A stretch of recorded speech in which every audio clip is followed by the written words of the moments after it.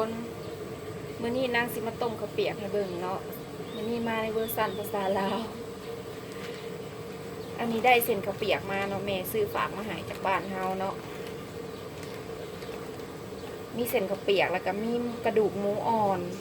แล้วก็ขาหมูเนาะคะน้อก้อนเลือดไก่ซีอิ๊วขาวน้ำปลาเกลือป่นน้ำตาลทรายแล้วก็ผงชูรสเนาะอันนี้ในส่วนของน้ำซุปเดี๋ยวมาเบิ่งกันเลยเนาะว่านางสิเห็นอะไรนี่เนาะนางใส่น้ำมาต้มไว้แล้วเด้ออันนี้เด้อต้มน้ำให้เดือดเด้อแล้วนางก็สิใส่คะน้อก้อนลงไป2 ก้อนนะคะ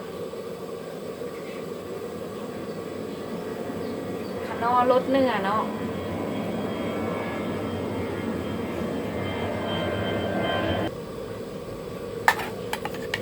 ต่อจากนั้นนางก็จะใส่ขาหมูกับกระดูกหมูเนาะใส่ลงไปเลย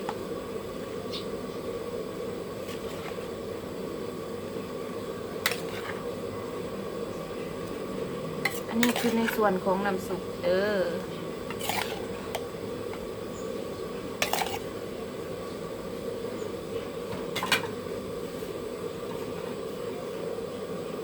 เลือกก็มาปรุงกันเลยอันนี้แมนซีอิ๊วขาว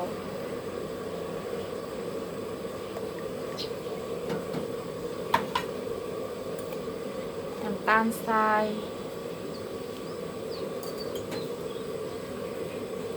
น้ำปลา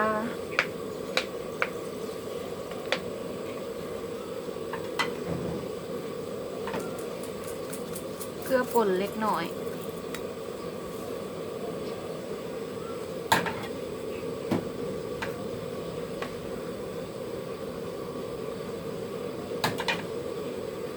ใส่เท่านี้เหรอเนาะ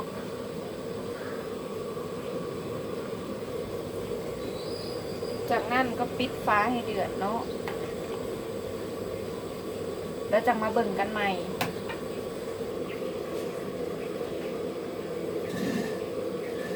นี่เด้อหลังจากให้มันปล่อยให้มันฝดเนาะ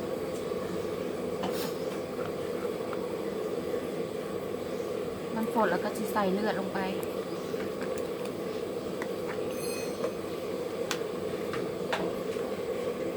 แล้วก็ซิมเอาเด้อพี่น้องเด้อหมักนัวหมักจางหมักเค็มจำใดก็ซิมเอาเด้อ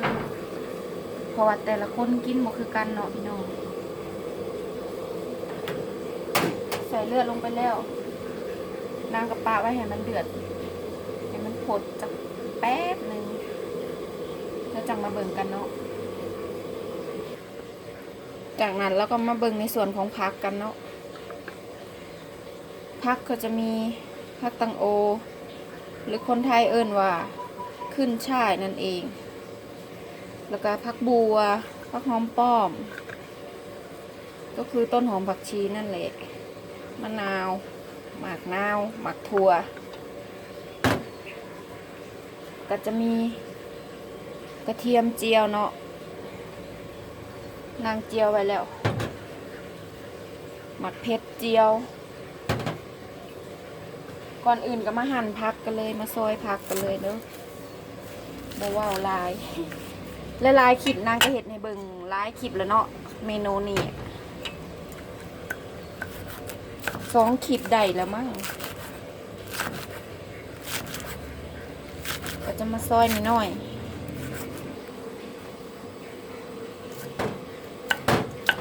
ซอยนิดหน่อยแลบๆก็ได้ดึกค่ะแลบตะหมักเนาะ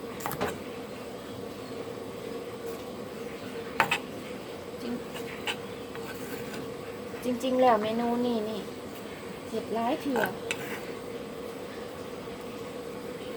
กินดุที่สุดแล้วเมนูนี่นะ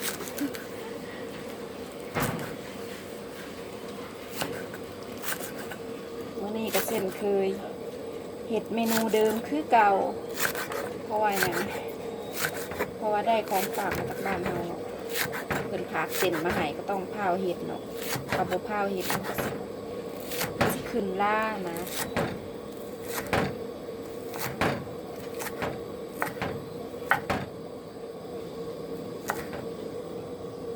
เงาก็ซอยแบบคือกันนั่นแหละ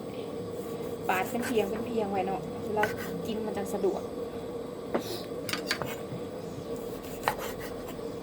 เมนูนี่ต้องหมักนาวเดิมสีหอมพี่น้อง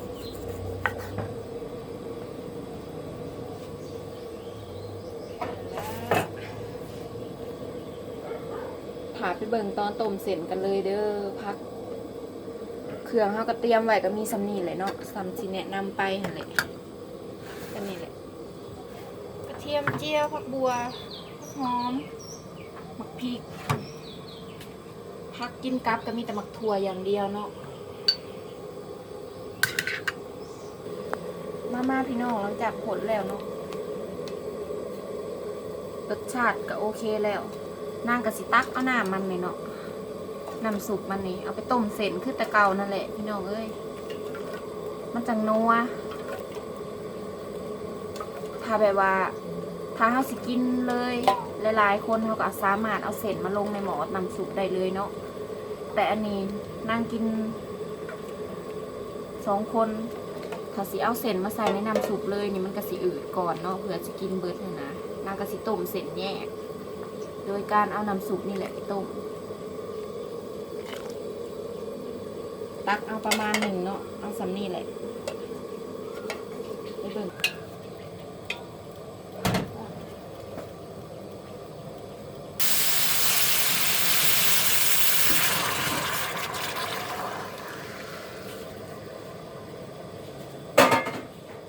พี่น้องก็ตกใจว่าดิโมเมนต์อย่างเด้ออันนี้หมอมันทอนอยู่แล้วเนาะเพราะว่านางใส่เจียวกระเทียมก็สิใส่หม้อไฟฟ้านี่แหละมันสะดวกดีเขาก็ต้องล้างเด้ออันนี้เพราะว่าเจียวกระเทียมซื่อๆเนาะ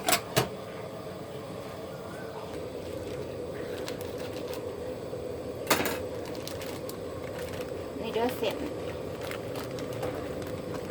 เส้นเขาก็สิเอาครึ่งหนึ่งเนาะเพราะว่าสิกินโบเบิร์ตถ้าเอาเบิร์ต2เนี่ยคือสิกินโบเบิร์ต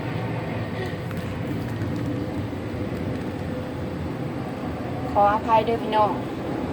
มือใหม่สั่นหิวเขาก็สิเอามาล่างก่อนเนาะเพราะเส้นเขาซื้อมามันสิแป้งลายเนาะถ้าเขาบ่อยากให้มันเหนียวเกินเขาก็เอามาล่างอันนี้ก็สิเก็บไว้กินมือมา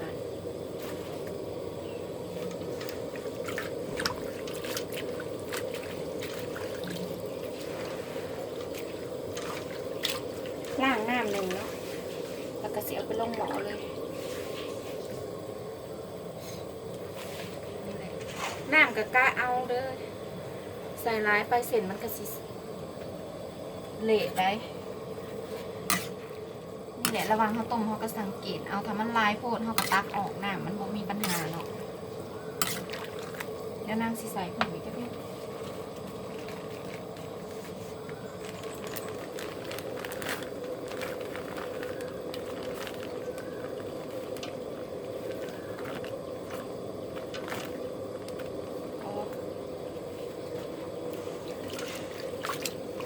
ห่อละโลเด้อพี่น้องซื้อมาจากบ้านเขาก็ห่อละโล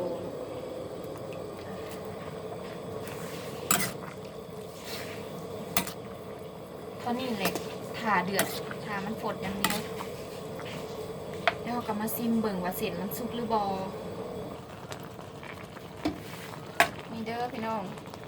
มันสุกแล้วเนาะแล้วก็สตักน้ำซุปที่มันเหลือออกเพราะว่าบ่อยากให้เส้นมันเละเกินไปขั้นตอนนี้เขาก็สามารถตักออกได้เขาก็ซิมเบิ่งนั่นแหละหมักนิ่มหมักแข็งสำใดเวลาต้มถ้าหมักเละๆก็นั่นแหละกระเบิ่งเอาเนาะพี่น้องเนาะ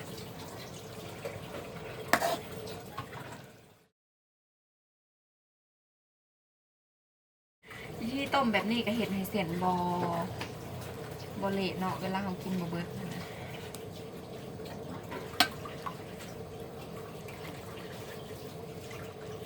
นี่แหละก็คือพอแล้วเข้ามาตักไปเสิร์ฟกันเลยไปกินกันเลยเด้อพี่น้องเด้อ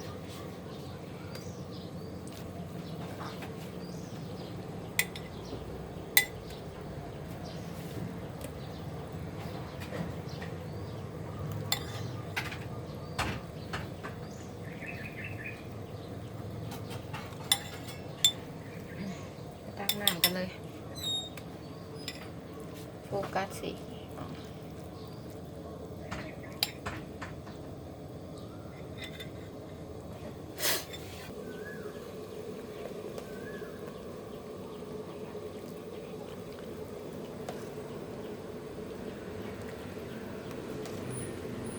็มาตักน้ำซุปใส่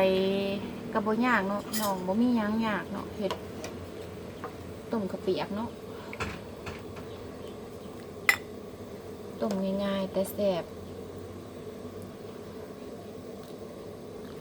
อ่ะไปปรุงกันเลยบาทนึง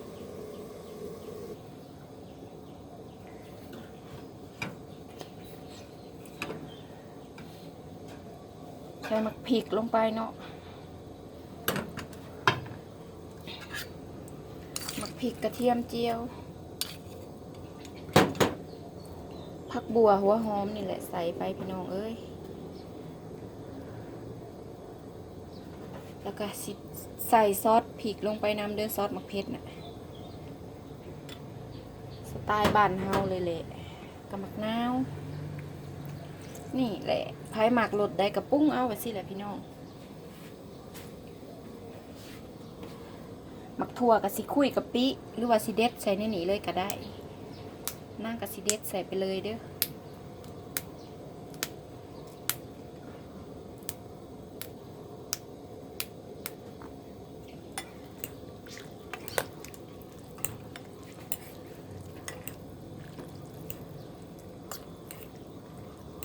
เห็นบ่พี่น้องเป็นตากินบ่เป็นตาแซ่บอยู่บ่นี่แหละมันนี่เครื่องปรุงกะอยากปรุงยังเพิ่มกับปรุงเอาน้ำปลาน้ำตาลปรุงเอาเองถ้าว่ามันยังบ่นัวในปากเนาะ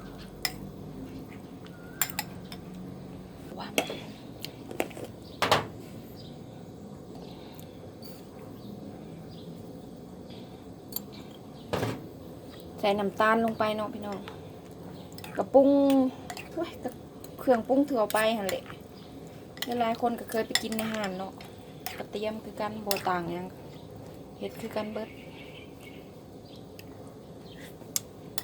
โอเคเห็นบ่พี่น้องหน้าตาน่ากินหลายก็ลองไปเห็ดเบิ่งเด้อพี่น้องเด้อค่ะใครอยากอันนี้ก็ได้โอเค